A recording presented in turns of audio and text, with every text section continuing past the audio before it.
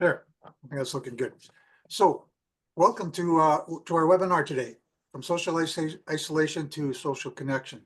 This was there's three presenters today, and I'm going to say it was stimulated by Pete. So thank you, Pete, for bringing up the idea, and I'm really looking forward to the rest of the day. See if this works. Here's our agenda. We're scheduled for and Perry, I see you've raised your hand. We're going to save questions for the end, although you can put them in chat, and Barb's monitoring the chat if you're having technical issues. So feel free to put your questions in the chat line. We're scheduled for an hour. We may take longer if there's questions, but we're scheduled for 60 minutes, and often we may go a little over. We'll have three presentations, which is myself introducing what is a men's shed, what is that concept for those of you who don't know. Michael will share a little of his personal experience in sheds. He and I have been in the same shed off and on sometimes. And Pete will talk about the power of human connection. Pete's from Genwell. And then we'll have time for questions at the end. So I'm just going to briefly talk. Pete's going to focus on isolation, but I do want to say from my experience, I retired 5 years ago, spent a wonderful 1 year doing nothing, which was almost my dream. And then found out that it's I lost a whole lot. Wow, I lost my day family. I lost all the people that I worked with. I lost my status as whatever status I did have as a provincial government worker. I lost a whole lot of things. And so life changed for me, and I found myself at odds and really having lost purpose. So and there's a whole bunch of other friends who were in similar situations. And so I looked around. I really wanted to find some guys to work with. And I thought of starting my own men's group. And somebody said, well, there's a guy who you should talk to before you start one in town in Edmonton here. And his name was Michael Hoyt. And Michael pointed me to men's sheds. And so here I am. But I'm amongst a group of men as I get older. We've reduced our income. Some of us had medical issues, moving, downsizing. So I'm calling it cumulative loss. None of these are backbreaking, but they really add up. So what is a men's shed? It's we use this phrase often: somewhere to go, something to do, and someone to talk with. So it's a lot better than sitting and drinking beer and watching TV in my basement. And where is it? So it's just a space for men to get together. We can tinker, we can drink coffee, and we always say the coffee is the most important tool that we have in the shed.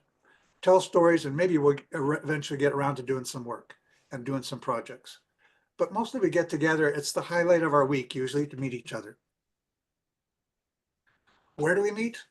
Couldn't be anywhere. So I had a picture of an old church in that previous slide, but it could also be in a commercial bay like the one that's shown there in Cold Lake, where they was just given a bay to work with, and as you see, they filled it with good stuff and people doing great projects.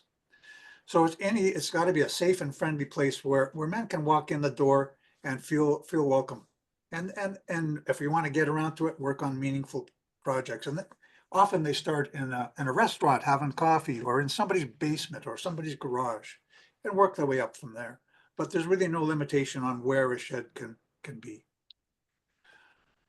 Why? Well, we just bring older men together, younger men as well. We're not exclusive, but older guys need a place to go. And why do they come here instead of going to other more formal organizations? Because we're informal, we're peer-to-peer, we're peer support. We don't have counselors. We don't advise each other on what to do. We enjoy each other's company. We're non-hierarchical, and we're inclusive. We're open to all men. And, our biggest advocates are usually women. Our wives and sisters and daughters send us. They say, you should go to a men's shed, or go to your men's shed. So we have a lot of advocates out there. And we often have a lot of us are retired, but we still have skills. We still have energy. We still want to put our abilities to good use in the community. We like to teach what we know, and we like to learn from other guys who know something completely different. And what's really important is, I know we're meeting virtually today. This is just great. I love to get together with guys in person, doing real stuff, talking eye to eye. It's just the benefit of gathering and social connection.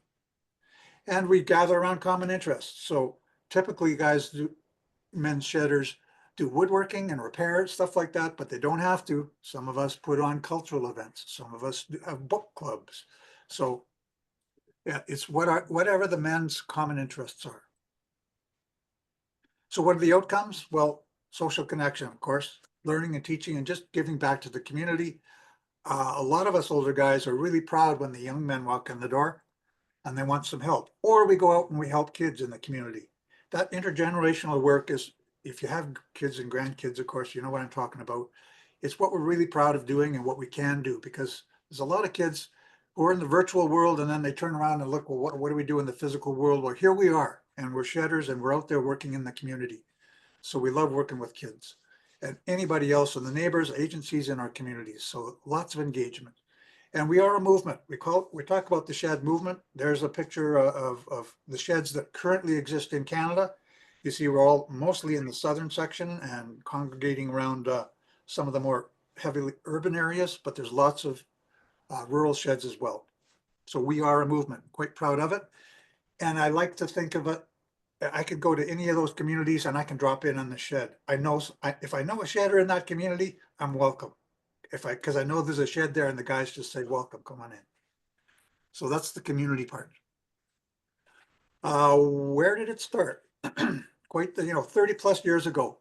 Again, it started with a woman who was organizing some programs for some seniors. She happened to notice that, and most health workers notice this, the women were mostly using the programs, dropping in, and the guys were not. They were somewhere else. She got a little frustrated and she said, why the heck don't you guys just go out in the shed and do something then? And that's how it started. And they did, and they never came back. And that shed grew to something like 1,200, maybe more now in Australia. In New Zealand, they got 135 sheds. In the United Kingdom and Ireland, 1,500 sheds. It's like, and I went to England, and the saying is a shed for every man. So it's really popular there. The sheds in the US, in Europe, in Kenya, and in Iceland, and in Denmark, and yet everyone is unique. Again, we're a flat organization. Every shed is unique. No one tells them what to do. They're all autonomous. And so we call it a ground up movement. In Men's Sheds Canada, where I work for Men's Sheds Canada, I'm an operations manager here and really proud of it. We have a vision because we're a national organization and we have some funding. So our vision is a Canada where every man feels valued and engaged in his community and experiencing purpose and belonging. And along the way, our well-being is going to improve too. But it's really about belonging and contributing and being engaged. And as an organization, our mission is to grow and strengthen the movement in Canada. We're now at 150 and growing sheds. It's like we get a new one every week. So it's a growing movement.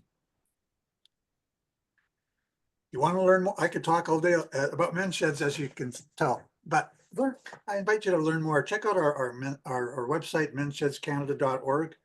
There's lots of resources, lots of information. You can ask questions there, and we'll be we'll be happy to answer any questions you have. There's tons of information if you want to join a shed, start a shed, ask a question, send your brother to a shed, whatever.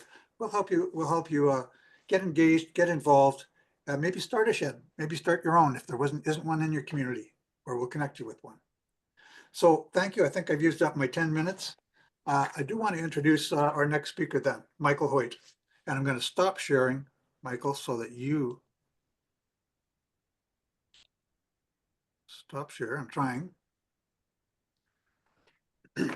So I want to read, as I said, I met Michael before, and I want to introduce him with his more official bio. Michael Hoyt spent more than 2 decades as a social worker with the City of Edmonton, their Safe and Healthy Communities section. Michael's career was defined by his upstream approach, focusing on the root causes of social challenges, especially helping men live nonviolent, connected lives. In 2011, his environmental scan of men's support services sparked real change, from strengthening supports for fathers to helping introduce men's sheds as community spaces.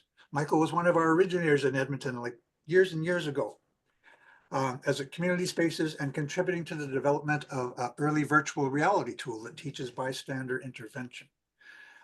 He received the CASE Men of Honor Award and Queen's Platinum Jubilee Medal, recognizing the impact of his work. Michael is most proud of the students that he's mentored, many of whom are now partners in building the kind of community that we all want to live in. And Michael is now recently retired this year, but he continues to champion grassroots connection. And today he'll share some of the lessons from his journey. So feel free to share your screen, Michael. Thank you so much, Brian. Thank you for the introduction. Let's see how good I am at this. Oh, here we go.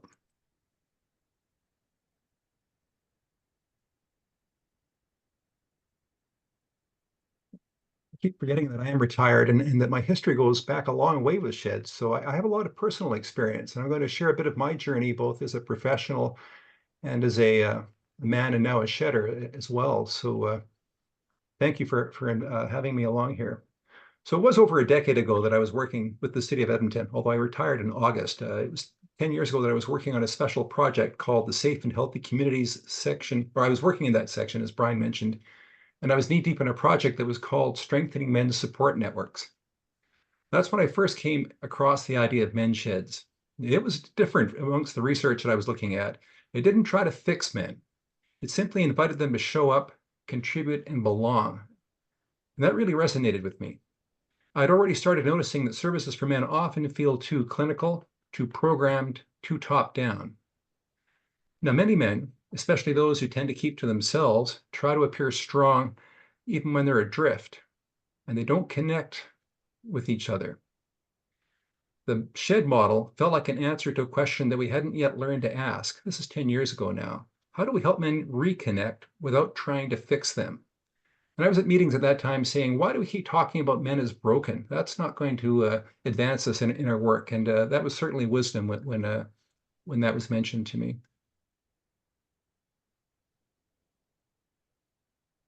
Okay. I'm trying to advance a screen Use your here. up and down keys or your left and right keys. Yeah. Oh, there we go. And that's the very last slide. So I must not have started at the beginning here. There's my beginning slide from my intro. Won't do that again.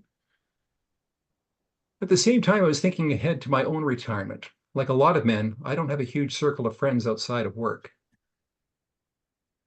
As I was presenting findings around the city from my environmental scans, someone introduced me to a person, Punch Jackson. That's both of us. You can recognize me, I'm sure. Punch Jackson, a fellow I hooked up with who is very important in the development of men's sheds here. Punch is one of those rare people. He's a connector, a listener, and a doer. And he had already started advocating for men's sheds in Edmonton when I met him 10 years ago. With his background in recreation, libraries, and community development, we hit it off right away. As Punch and I explored how to bring men's sheds to life, another key partner stepped in. That's her represented in the background there. That's Amanda Harriman-Goitan from SAGE. Now, SAGE really understood what we were trying to do. They work with older adults based on strengths, not deficits, and they collaborate, not prescribe to their members. Amanda brought strong relationship and credibility to the work we were doing. She helped us access space, gather support, and move from vision to action. Reminds me that sheds don't grow through top-down planning. They grow through people showing up with what they have and working together. We introduced that idea to a group of men at a community league that Amanda was familiar with, and they jumped with enthusiasm. But over time, things changed. The first group started to close ranks. They stopped collaborating, and eventually they pulled away entirely. And that was really disappointing to us. But it taught us something important. Men's sheds only work when the values are right. The shed isn't a clubhouse. It's not about hierarchy or control. It's about mutual respect, listening, and learning together. And you can't build a shed alone. You need openness. You need invitation. And I think in a word, as you can see there, you need harmony, or men that can harmonize together. Now, I thought that was a pretty unique picture, a group of a barbershop quartet, but I did my research and I find that North Vancouver Men's Shed, in fact, supports a men's shed and supports a barber quartet. So I just feel very validated having found that out.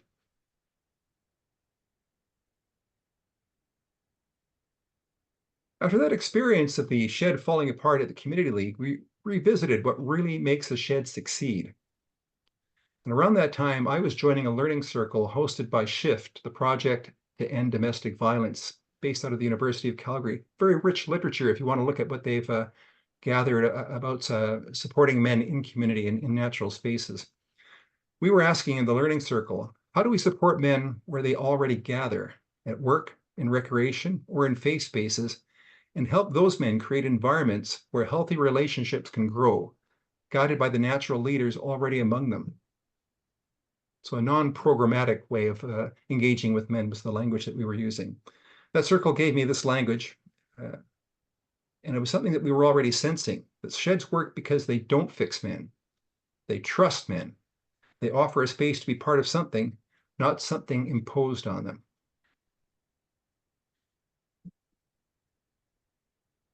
And I've already said, but that's a good spot to go if you're just doing some research or see a lot of research gathered on how to connect with men in informal ways. It's a wonderful site they put together. So what makes a shed work? Well, there's no magic formula. But what I've seen over the years is this. When we trust men, when we create a welcoming, informal, inclusive space, they show up. And more importantly, they start showing up for each other. I think of Richard. That's Richard standing here, a retired carpenter who told me, when you retire, Mike, you forget how to care. The sheds put you back in touch. That's what a shed does. It reconnects men to care, to purpose, to each other.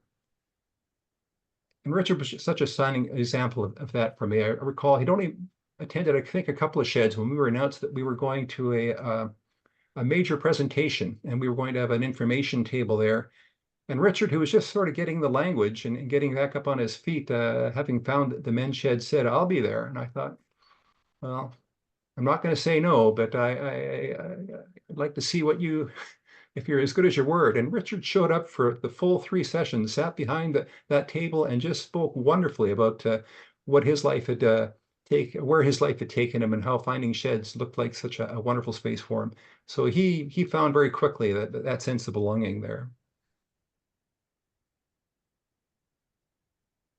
Now, that's not just a good feeling I'm talking about. Research backs up what I'm saying. Dr. Mindy Hines studied what makes men's sheds work, and she found 3 ingredients. There's a sense of place, somewhere that feels safe and welcoming for men. There's a rhythm of activity, something purposeful to do, and it can be small, but there's that sense of, I've got a job here that I can do, make coffee, involve in the woodworking, any number of projects. And there's relationships, and these relationships are peer-based, they're informal, but they're consistent connections. And those are important ingredients. That's the magic. Not interventions, they're just places where men can belong again. Now, you all, if I take you back a little while, you all remember COVID. When it came with it, we had a big question. Could the spirit of a men's shed survive online? And we decided to give it a try. We launched an online shed. It wasn't perfect. Nothing replaces being side by side in the same space, as Brian has mentioned, that eye contact is so important. But we all discovered something powerful. Men need to connect. That need to connect doesn't go away, and men will still show up as long as the space feels open, not prescribed. In our online shed, guys tune in to hear great presenters, sometimes about woodworking, sometimes about community projects, but the real magic happens when someone brings something of their own to a show and tell. A carved walking stick, plans for a community garden, or a tool they've just repaired. And the guy says, here's what I've been working on. That moment of being seen and proud of something pushes back against isolation at its root. We're still experimenting, but what we've seen is clear. Even digital spaces can carry real therapeutic value if they're built on trust, curiosity, and invitation. After more than a decade, one thing is clear. Sheds work. They don't rely on clever programming or high-cost designs. They work because they give men a reason to show up and a place to matter. They're adaptable. They can happen in a hall, a garage, or even on Zoom. And in a time of growing loneliness, sheds offer a quiet, Steady remedy rooted in trust, invitation, and dignity. So what can you do? Well, if you're a service provider, maybe it's time to step back and make space for men to co-create and walk with them. If you're a policymaker or a funder, remember, a shed doesn't cost much, but the return is immeasurable. And finally, if you're simply someone who cares, ask, where are the men already gathering in my community? Could we start a men's shed around that? Because conversation doesn't always need to be managed. Sometimes it just needs to be invited. I love the irony of this picture here, because that's actually Brian, who was one of our hosts of the Sage Shed, and also the starter of the virtual men's shed. And he looks like he's lonely there, but he's made space for people to sit next to Brian. And if you sat with Brian, you would be engaged in the most fun uh, conversation. He had humor that was deep, deep, deep, and insight into human nature and building relationships. And he's on a bench that in a park that men's sheds were involved in creating more benches for people to sit around and enjoy in a newcomer community here in Edmonton. Just such a wonderful model for the work that we're doing. So that's where I want to take you to. I think I've reinforced all the things that Brian has said, and I'm just very glad to have had that opportunity, Brian. Thanks. Thanks very much, Michael. Wonderful presentation. I like the cartoons. You're a good artist. Yeah, anyway, they look great. AI is my friend, Brian. Yeah, yeah, okay.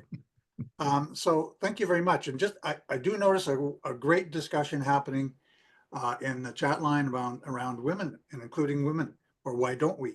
And I didn't get into statistics around the men's, the number of men that actually commit suicide, that suffer from isolation and take their lives, is 3 times higher for men. Um, Men, we don't ask for help. We don't have this, I'm generalizing, but I'll speak for myself. I don't easily ask for help. I don't have a support network. Most of the women I know do have a support network. So this is in part why I like my men's shed, but we can have that discussion a little bit later. I'd like to move on then to Pete from Genwell and read a little bit of an introduction about Pete. Pete is a visionary business and social change leader who believes that doing the right thing every day leads to extraordinary outcomes. In 2016, after more than a decade of contemplation, Pete launched Genwell, that's Genwell, Canada's Human Connection Movement, a movement dedicated to making the world a happier and healthier place by educating, empowering, and catalyzing people about the importance of social connection as a proactive step that we can all take for individual and societal well-being, and a message that is more relevant today than ever before. So over to you, Pete, and welcome. Thank you, Brian. Honestly, as Michael just finished up and saying, it was a great compliment to your introduction, Michael. This is just a build on everything you just said. And I'm really grateful for the opportunity to be here, to be partnered with Men's Sheds Canada in delivering this message. What I want to do for the time I'm going to spend, and I'm going to run through it pretty quickly because I want to make sure there's time for questions at the end, is I want to give the bigger picture on the importance of social connection. I think intuitively we all, especially from the reinforcement of the messages that you've both shared this morning, and I appreciate your personal stories in this as well, is recognizing that we all feel better when we're with other people. But I think there's many aspects of our life that we can find those social connections, whether it's at work, at home, on the street, talking to strangers. And the science behind it is stronger than ever before, both on the negative consequences, so that we become more conscious of what are the negative impacts, but also the positive benefits that come from social connection. Genwell is a human connection movement. We're trying to awaken 41 million Canadians to this important message. And I think Men's Sheds is leading the way in trying to awaken, maybe it's this segment of the population, whether it's, aging men, but as you said, Brian, this is open to anybody. It's about waking us up the importance of building these social connections in our lives, which lead to improved social health. So I'll pull up a presentation deck, but I will, as I say, I'll flip through it. Normally, this is probably more like an hour and a half workshop that I do with people. But at the end of the day, I want to make sure that we get to some of the key points of what we do. We had a PSA running for the last 6 months. It's had over $2 million in free media supplied by media agencies in Canada. But the real point of our PSA is that the research tells us that over 50% of people feel lonely in this country. And that's across all ages, that's across both genders. We feel lonely. And I think the real crisis is not loneliness. The crisis is that we don't understand what loneliness is, what causes it, and what we can do to solve for it. And I think this is part of what Men's Sheds is doing. You know, nearly 50% of seniors believe that most people have no idea how lonely they may feel, how disconnected they may feel from other people. But let's recognize that this isn't just a seniors issue. You know, it's over 50% of lawyers, well, 50% of entrepreneurs and CEOs, you know, people in the service industry, people in the education sector. What we need to start recognizing is loneliness is about all of us. We will all go through things. Brian, you expressed your changes in your life that led to your need for something like Men's Shed.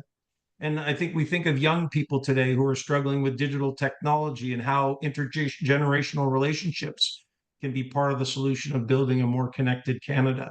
But people experience loneliness. And I think the important thing is that as we start to become more conscious and aware of how negative the impact is of being disconnected, more people will seek opportunities for places like Men's Shed as part of the solution to building a more connected Canada. Just to give you a little bit of my background, I spent 20 years selling and marketing alcohol, and then 5 years leading a men's health movement called Movember Canada, raised $142 million for men's health. But what I recognized in that entire career was that people were happiest when they were with other people, whether it was in a bar or a restaurant, whether it was about coming together with purpose, which I see in the mission statement of Men's Shed Canada. It is about recognizing, as Michael said, when we feel seen, valued, and heard. And I sit on a global board which has over 20 countries around the world that are addressing this issue. The World Health Organization is now involved. There's a statement coming out in June of 192 countries aligning to social isolation, disconnection, and loneliness being the next major crisis that policymakers will be taking more seriously as we move forward. I've been leading a movement in this country for nearly 9 years now. I'm a husband, father, and a hockey lover, which as a Leaf fan, sorry if that, disturbs anybody out there. It's been a bad few days as of late, but I'm a Canadian hockey fan first.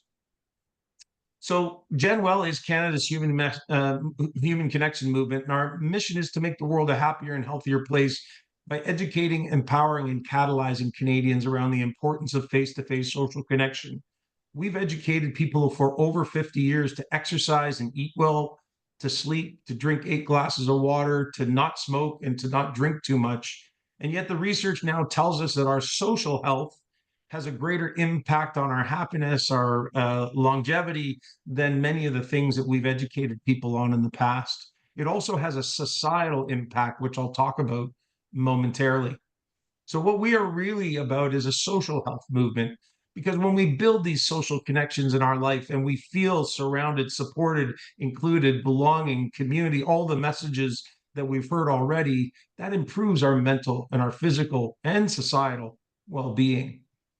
But what are we really trying to overcome? I think oftentimes we go straight to the word loneliness. Well, loneliness is subjective, so everybody needs to recognize that I may need to see 5 people a day to feel connected, but other people might need to see 1 person a week. And it's really the difference between the relationships we desire and the ones we have that is the definition of loneliness. So recognizing what we need is critically important, and then understanding what causes it. So obviously social isolation, which I think we can think of when we lose loved ones, maybe we move to a new community and we are physically isolated from people. What I think the one society is awakening to is that, the lack of what we call disconnection or the lack of belonging. I know Michael mentioned it, it's in the mission statement, is really understanding we can be surrounded by people, but they may not make us feel welcome, seen, valued, and heard.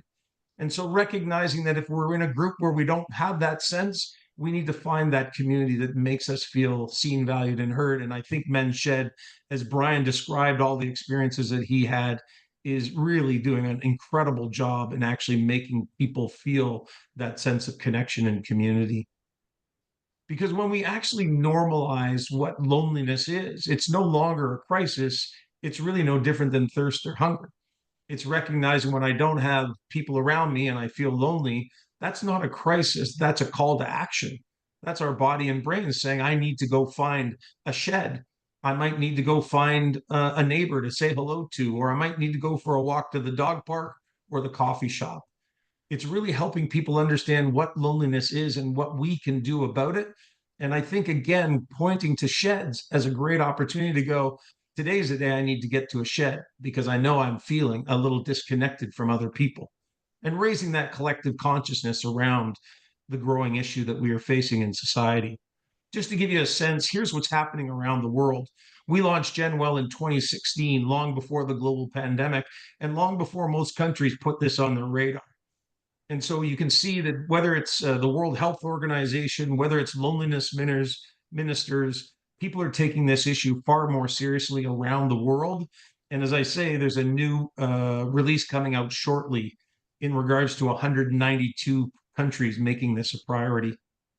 Here's some of the negative implications that happen when we feel chronically or persistently disconnected from others. You notice in this list, it's not just mental health issues, it's physical health issues as well. It's diabetes, it's addiction, it's suicide, it is heart disease, dementia, so many things that are related to a lack of connection with other people. And it increases our risk for hospitalization and longer stays when we don't have support that we can count on. So, what we want to do as GenWell is awaken people from age 6 to 106 so that we can help prevent the next generation from feeling this sense of disconnection, or give them the solution so that men's sheds are everywhere. And that's something you could be looking out for as you approach retirement in Brian's story, or as you approach any part of your life when you're looking to find that solution to your disconnection.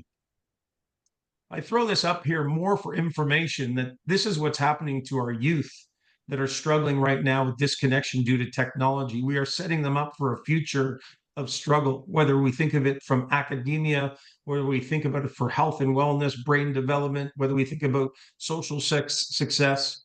And when we think about intergenerational relationships, the roles that we can play as elders in guiding our young people. And I think what we need to the way we need to approach social connection in society is not telling people you need to buck up, but actually helping everybody find the solutions to support each other.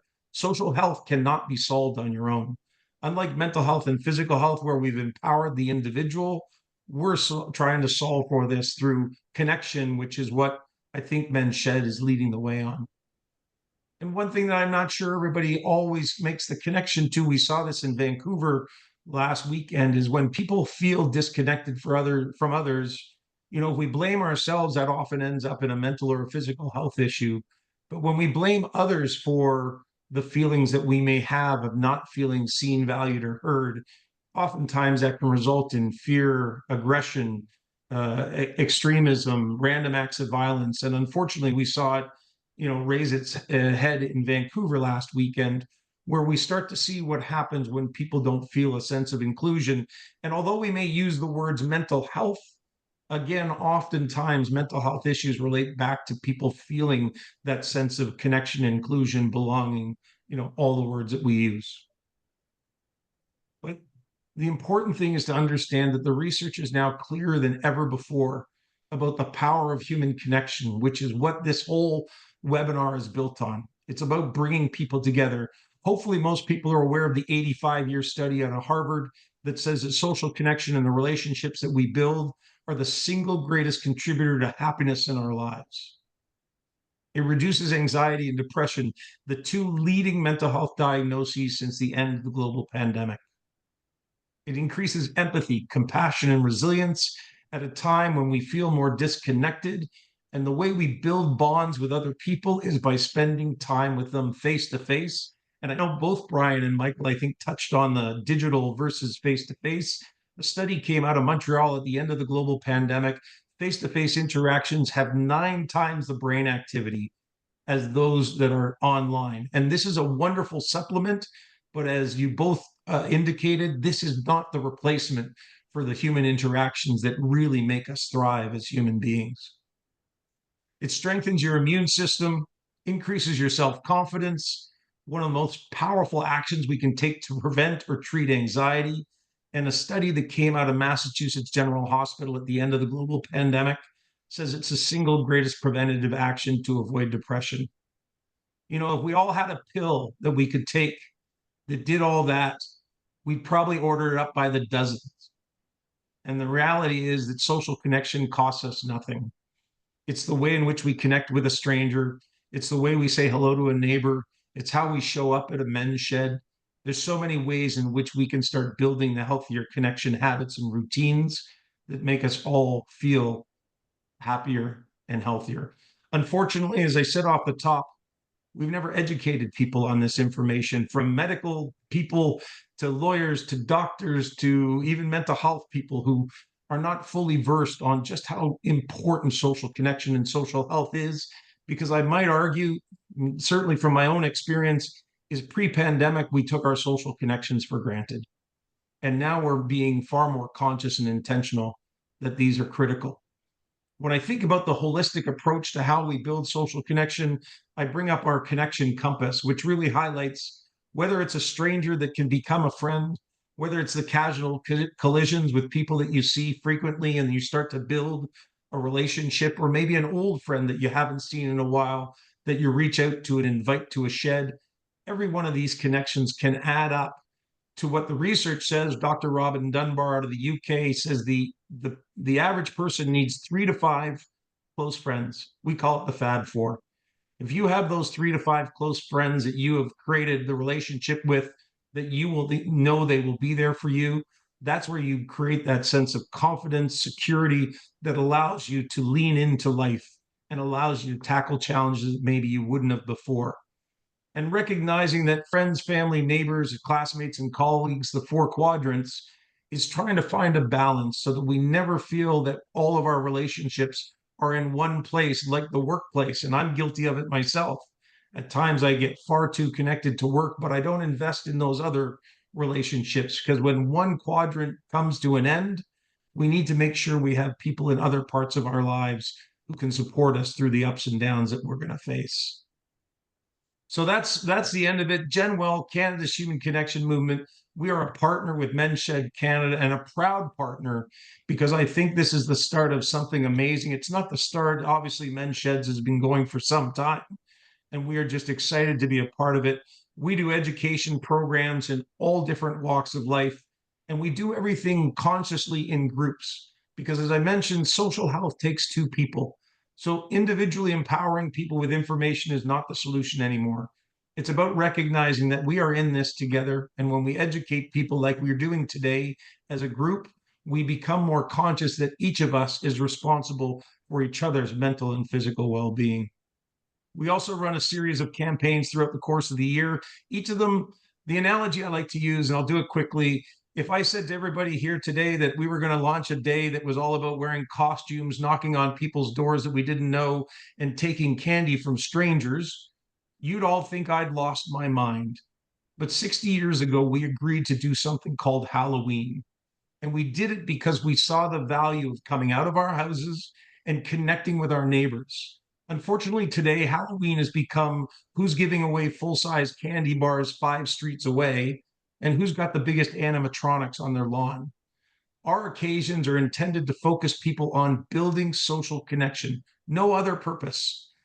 Get together with somebody. This weekend is Genwell weekend, and we want to inspire 41 million Canadians to think about going and having a coffee, shooting a puck, shooting a basketball, going for a hike, because it's these little interactions that we have each and every day that help us build the healthy connection habits and routines that help us all thrive. So I encourage you, genwell.ca is our website. You can find out more about all these campaigns, including Talk to a Stranger Week, because we've told people for 50 years not to talk to strangers. And yet the research actually tells us it's probably one of the greatest things that we could do for optimism, trust, sense of belonging, inclusion, security, so many things. So we're trying to inspire people to get connected through many different lenses. Because at the end of the day, and I know everybody else here on this call gets it, is we need each other more than ever before. We always have been in this together. But the best medicine for people really is people. And so with that, we have social platforms. We post tips, tools, and ideas every day. We post information about Men's Shed. We just want to inspire people to be more conscious and intentional about their social health. And I'm grateful to you, Brian, and to the entire organization at Men's Shed Canada for the opportunity to be here today, because at the end of the day, together we can make the world a happier and healthier place, one face-to-face conversation at a time. A couple general weekend this weekend. We also have Seniors Loneliness Awareness Week, which comes up June 9th to the 15th, encouraging people to be more conscious and reach out to a senior and get them connected. Our website for resources. And with that, I'll just say thank you. And sorry if I ran on a little long there, but hopefully people were able to take away some information that they can put into their own lives. Thank you, Brian. Thanks, Pete. Great presentation. You have me convinced. Wonderful job. So much information. I like your reference to elders rather than seniors, and the importance of social connection to our physical health. I'll just throw out a statistic that gathered in Scotland that, because if there's two choices. If people are engaged and men are engaged, I'll just refer to my demographic. We continue living well. And if we're not engaged, we tend to go downhill physically. So in Scotland, they did a study that showed that every dollar invested in men's sheds saves $8 in the medical system. That's a huge return on investment. And that's supported by the research that they did in Scotland around men's health. So this is an answer to some of the comments in the chat there. Scotland, Australia Ireland have all recognized that that men's health is it's a unique factor. We have unique health factors, and they've decided to actually commit funds to men's sheds because we've done research and shown the benefits of social connection for men. And when I was working in the United Way, I did quite a few years on their campaigns, and we had programs for every minority that you could think of under the sun, and lots for women, lots for disadvantaged or vulnerable folks, and nothing ever for men. And I said, well, okay, but must be some vulnerable older men who could use some support in the community. So I think that Men's Sheds does fill, our mandate is to support the health and well-being of older men at Men's Sheds Canada, and we include younger men.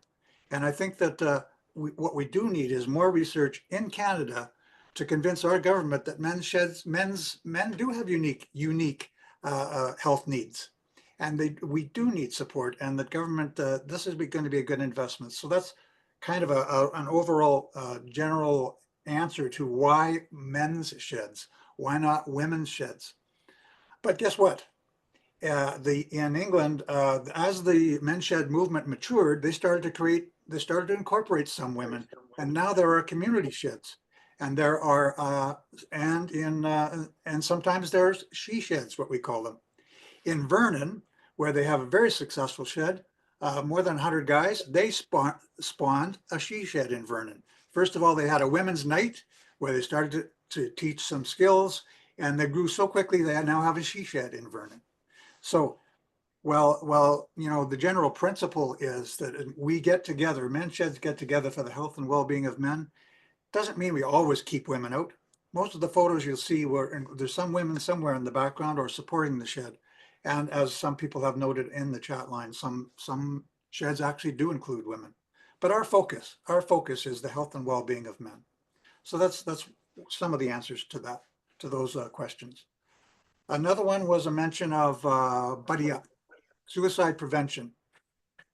What I'll say is that, and my response is that men's sheds are peer support groups. We're not counselors, we're not experts on suicide prevention, and yet some of the men who walk in the door are vulnerable, are potentially vulnerable to that risk. They even say so, or they don't say so, and they walk out saying they're fine, but take their lives.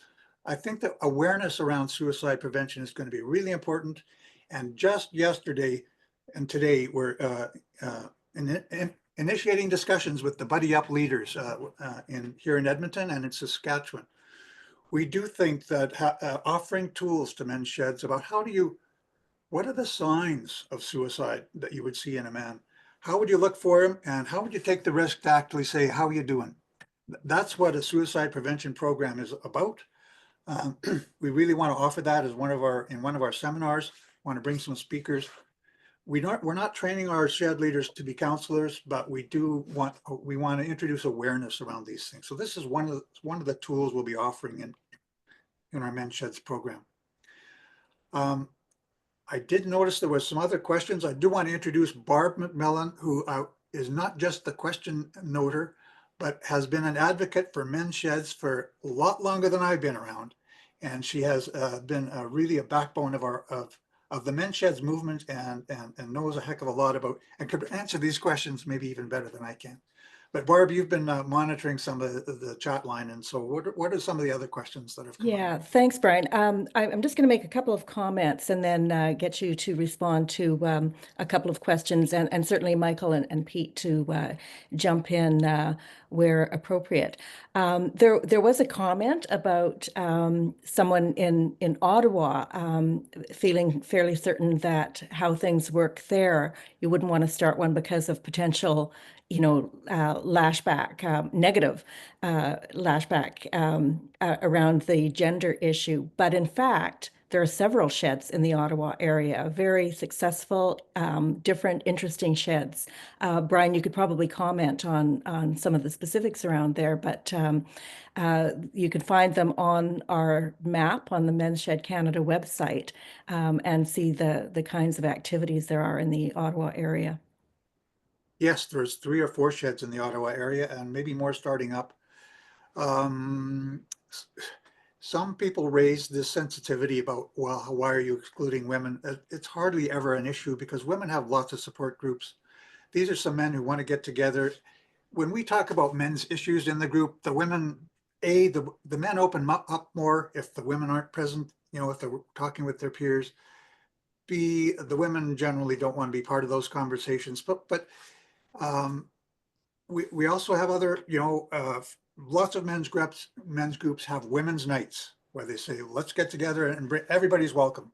Some of us have the whole community night where we bring in the whole community and have a presentation on men's health or some local community issue. All the families come. They see we're pretty normal guys and we have broad interests, but we do enjoy getting together as men and supporting each other. That the resistance just kind of melts away. Yeah, Most men send their husbands or their fathers to the shed. They say it's time to go. Yeah, and when I first got involved in this, when I was working at United Way, British Columbia, and this goes back 5 years ago, 6 years ago, and we started offering some grants for men's sheds to get started in BC, and I was worried about that. And I did have a couple of inquiries from women's groups saying, well, what about us? We want to start a shed, or women are interested in trades and carpentry. And we responded, and no issue, no problem. And over the years, it has not been an issue. And in fact, everybody I mention it to, through my professional and personal networks, think it's absolutely brilliant and so important because they know, the men in their life, husbands, ex-husbands, brothers, fathers, friends, they immediately see the benefit. And every man I talk to immediately sees the benefit. So it is something that is very recognizable as something that is needed and valuable. And one of the things we don't talk as much about, but we will be, is the broader impact on community and community wellness, because these guys aren't gathering just to help each other out, make friends, and do something. They're contributing to community through partnering on community projects and building social connections more broadly than the shed, and increasing building social capital, and we talk a lot about that sense of purpose that shedders get. But it hugely benefits the community when they work with, the bike sheds who fix donated bikes and give them to refugee families or people who are unhoused, or the sheds building shelves for the local food banks. All of those kinds of community projects, and there's so many, and you'll get a chance to hear about them when we do a session on International Men's Day. I'm just going to give a plug for it right now. But this also brings me around to one of the questions that will start with you, Brian. Many sheds do intergenerational projects where they're teaching kids how to, basic carpentry skills, making birdhouses, that kind of thing. And it's also mentoring kids, teaching, giving them an opportunity to see the skills that older people, not just elders, but people of all ages, have and can share. So there is a question about whether there's training or strict group guidelines for men who take part in mentoring youth. Yeah, I did see that one. So thanks for the question. I think it's really important that, kids need protection. And so I'll give a couple of examples. We've had an inquiry just today from the Ottawa area, yesterday, about could some men come and teach some children some skills. Those children will be part of a school program. They will have a supervisor who will be there to take care of their health and wellness. So it's not like the men are going in and shepherding the kids into a small room. They will have a supervisor in those cases. In other cases, younger men come into the community. We're having Father's Day events in many sheds. The fathers bring their kids. The fathers are there. The fathers are their supervisors. They're taking care of the kids. So we do not have specialized training in terms of dealing with kids. But most of us are grandpas and dads, and we love working with kids, and that's the extent of it. Just like we're not counselors, for our peers, neither are we trained to work with kids, but we love doing it. But we always want to keep the kids safe. So if there was an opportunity where we did a whole lot of working with kids, I think that training about working with kids would be a great idea. Hasn't come up yet, hasn't been an issue, but excellent suggestion. We always want to protect the kids. There's also some general questions about how to start a shed. And we do have a lot of information on our website, and there is a great new video, an animation, but we're also, and there is a toolkit which is being updated and will be available fairly soon. And then, of course, you can always contact us. Brian fields calls every day from both individuals and organizations that are interested in getting sheds started. And there's provincial associations in Alberta, BC, Manitoba, Ontario, and getting going in Quebec. And they're very involved in providing more on the ground support as well. Brian, I'm sure you've got a few things to add, and including the funding part. Well, we could have a whole session on this, and we will. But the short answer is contact us on Men's Sheds Canada. I'd be happy to help you get started or refer you to other local shedders who can help you get started. We do have grants, and it's go to our website and find and ask a question there. Sorry, what was the other aspect of your question? I forgot, Barb. Or did I answer it already? Oh, I was going to about the startup grants. Oh yeah, well, we do have $1,000 startup grants for anybody who wants to really get something going in your community, and you've got a couple of guys and you've got a plan to start a men's shed. Yes, we'll help you. And yes, your local provincial association will help you, and we'll walk you through the steps. We're here to support you. And or if you just want to ask a question or refer to somebody else, please go to our website and ask the question, and we'll respond. We do this many times a day. We get lots of responses, and the best thing is I can refer you to somebody in your area who already is running a shed. But if that doesn't happen, we'll help you start a shed. And I saw that question, and we'll walk you through the steps, and we'll be there to support you right all the way through. Oh yeah, the other thing I want to mention is Then we're going to have cross-country, cross-Canada Zoom sessions for new shedders and people who want to start a shed to talk to shedders who are already successful. And we have discussions like this on those Zoom sessions. So if you get on our email list, you'll hear about them. Yeah, that was the plug that I wanted to put in. Great.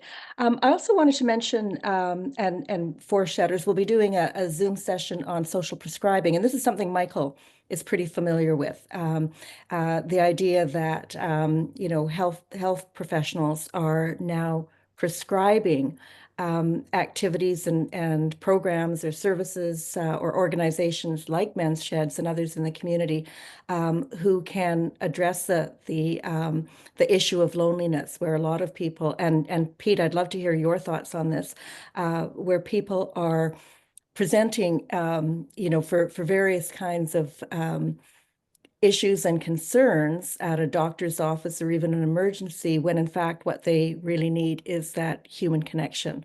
They are lonely, they are isolated. And so there's a huge movement around social prescribing. And Men's Sheds are often the recipient of people who get that social prescription. Pete, do you want to comment on that? Well, I think, at the end of the day, it is critical that we have some ways to intervene before somebody ends up in a crisis stage and unfortunately does something more terrible with the loneliness that they might be feeling. So early intervention, social prescribing is a wonderful way to direct people to the community-based organizations like Men's Shed who can help get people connected. And that's really a holistic approach. We've got prevention, which is what we're focused on, early intervention, and then downstream crisis management. We need to help people wherever they are on their loneliness journey. So I think social prescribing plays a critical role in helping connect people at that stage. Yeah, Michael, your I'm just comments? thinking back to my favorite story of Richard. Richard was, in fact, socially prescribed to attend a men's shed. And what Richard told me was that the doctor had sat him down and said, you've done a lot of bad things to your body since retirement. You're smoking too much, you're drinking too much. We can deal with those things and get your body up and functioning, but we don't know how to mend a lonely heart, Brian. That's something you're going to need your community to do. And we can't do it for you, but we can put you in the right direction. And that set Richard on a path to find the men's shed, and he made those connections himself, but they were essential to the quality of life for Brian in retirement. So yes, social prescribing is going to be very important, I think, just in reminding that we can't mend broken, lonely hearts medically yet. We need people to do that. We need our neighbors and friends to do that. Can I just go back to a point about, I think men's sheds are social environments, but they're also re-socializing. And we have men who are going through careers where they've been prescribed the role of being tough, wearing lots of armor, toughen up and things like that. Those are not prescriptions that they can carry on either when they leave work. They're burdensome.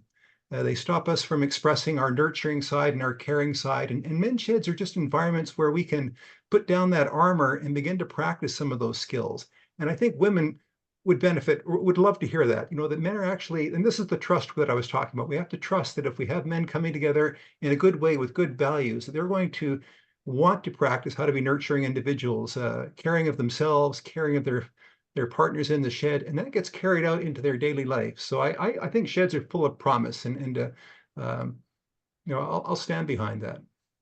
Yeah, And we've if I actually could just, got sorry, I was just going to no, say, go we've ahead. actually got a little bit of research underway that is looking at that issue of social confidence. So I think that's kind of what you were describing, Michael, and how sheds can support that developing or redeveloping social confidence that allows you to do a lot of other things once you get that or get it Because back. people do leave the shed and go home and react, interact with all their loved ones again. So it's important to have that social competency being enhanced. Yeah.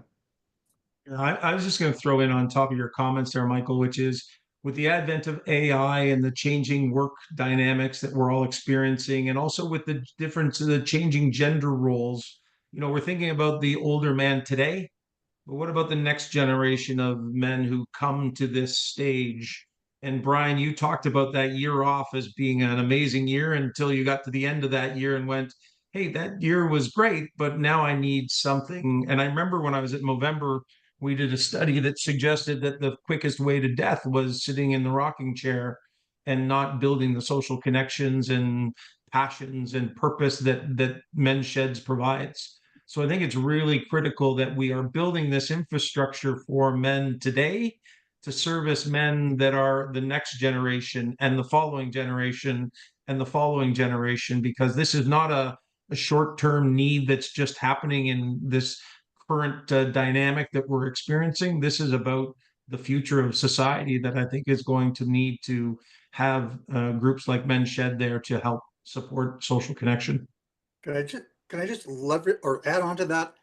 So we focused a lot on the social connection and the health benefits. I want to say that when guys get together, we have a lot of fun. I mean, that's what gets you through the door. When guys get together, and especially at my age, I'm in the last quarter of my life. I want it to be a good one, and we have a lot of energy left. So great things happen. So if I tell a guy you should come to a men's shed for your mental health, that's not going to really bring him in the door. But when I say and honestly say I could sure use a guy like you in my shed, you'd fit right in, and we have fun. Well, that's the truth. So we have a heck of a lot of fun in our shed. Once a bunch of guys who are freed from their work start to get creative, great things happen. And then we want to give back to the community. It impacts our families and our whole communities. So the shed movement is bigger than just about the members in the sheds. I see we're just about out. Well, we're past our time. Somebody did ask a question, is our sheds in New Brunswick? Yes, I think if you go to our Men's Sheds Canada website, you'll see the map. You can click on the sheds that are in your province. You'll get contact information for your shed right there. And if that doesn't work, go to, ask a question, and I'll put you in touch with somebody in your town or nearby. So that's the answer to that question. Was there any other questions unanswered, Barb, that you? No, I think that's pretty well most of them, but if anybody did have any other questions, don't hesitate to contact any of us. You can reach out to info@mensshedscanada.org, and Brian and I will see that. And if you want to get in touch with Michael or Pete, you've got Pete's website, but we can also connect you with them. We've had a few questions about whether the recording will be available, and it will be, and hopefully all the slides as well. I'm not sure if we'll have them on our website or send them out to everybody, but we will make sure that anybody who wants them will get them. And I would just like to really take this opportunity to thank all of you, Brian, for your great organizing and presentations today, Michael, for your great stories and sharing your experience, and Pete, for your great stories and your data, your statistics, and the work you've been doing in really getting the human connection movement going through Genwell. Great to partner with you and continue with connecting with Michael and your involvement now that even though you've retired, and of course, Brian and the work you do. So thank all of you. And thank you to all of our participants today who joined, and for the shedders and what you do in your communities, and for all of the organizations that took part as well. Thank you so much, and have a great rest of the day. Yep. Hey, everybody. And thanks, Pete. You're very powerful presentation. Thank you. We need Thanks, Brian. Michael, to work more with you. We will be doing lots of work, my friend. Okay. Pleasure to meet you all. You too, Thanks Michael. again, Michael. Thanks. Bye, Barbara. Yep. Really great. See you all. Thanks, everyone.